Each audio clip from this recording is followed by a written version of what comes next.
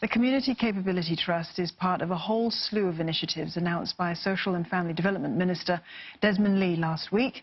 Others include a youth mental well-being network to a pre-divorce online portal. In an interview on News 5 earlier this evening, Mr. Lee talked about how the portal will make it easier for couples to access counselling. So families are an important cornerstone of society, and strong marriages make for strong families. There will be a marriage counselling facility available on the portal, so make it easier for them to consider this avenue, and hopefully it will salvage their relationship.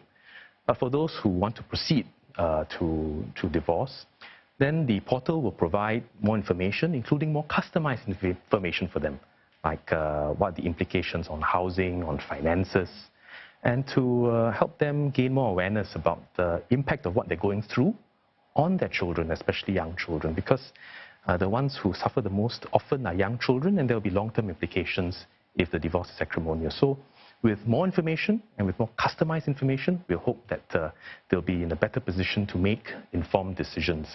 Now, there will also be the enhanced mandatory parenting program on the online portal to enable couples to understand the impact on children and then access the counselling that is required. For those who are not comfortable with face-to-face counselling, we have live chats and an online service that will enable them to get help earlier. Now, another area that is really close to your heart is also the mental well-being among youths today. Yeah. That's one area that you've been looking to address. And what are your immediate concerns on this front, and how are we to tackle them? So last month, I launched an open call to ask Singaporeans, whether you're an organization, whether you're an individual, to connect with us if they want to contribute to this work. And we have more than 700 people responding to this. Some are caregivers, some are professionals, some are students or young working adults who want to contribute to this work. And we also have people who have gone through mental health challenges and want to bring their lived experience to improve our system. So we'll be very dynamic in the way we connect with all 700 and more people who are reaching out to us. They will contribute at different levels, but we want to work with them, work with Singaporeans to identify what the gaps or the opportunities that we can explore and work together to turn ideas and feedback and constructive comments into actual improvements on the ground.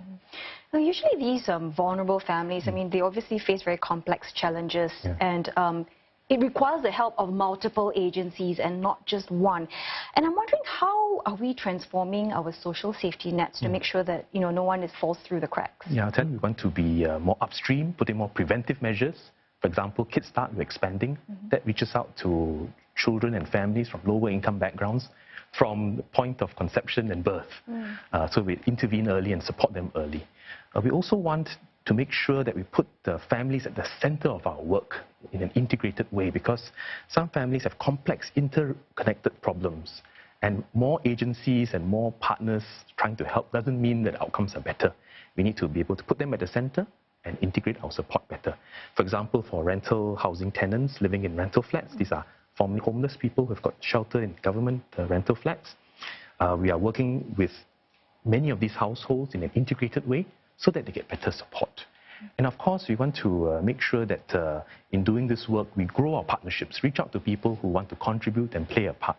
Right, Minister. And just before I let you go, you know, since we're in the middle of this COVID-19 outbreak, I need to, you are part of the SG Clean Task Force. Yes. And we are, you know, hoping that these social norms will, you know, will continue and transform past the outbreak. And I'm wondering, how challenging is it to get people to actually change their habits? So some things that we want to put in place, like hand washing, being socially responsible when you're unwell, don't go out in the community and potentially put others at risk, keeping our hawker centers clean, putting in place personal hygiene measures. These are things that will last well beyond this COVID situation. And for me, you know, from MSF, we look after preschool sector. And some of these personal habits are best formed from young. And from young children, they become habits as they grow up. And also they can bring some of these ideas and stories back home to their families and share with their families. So we hope that we'll play our part to make bring lasting change to our social habits.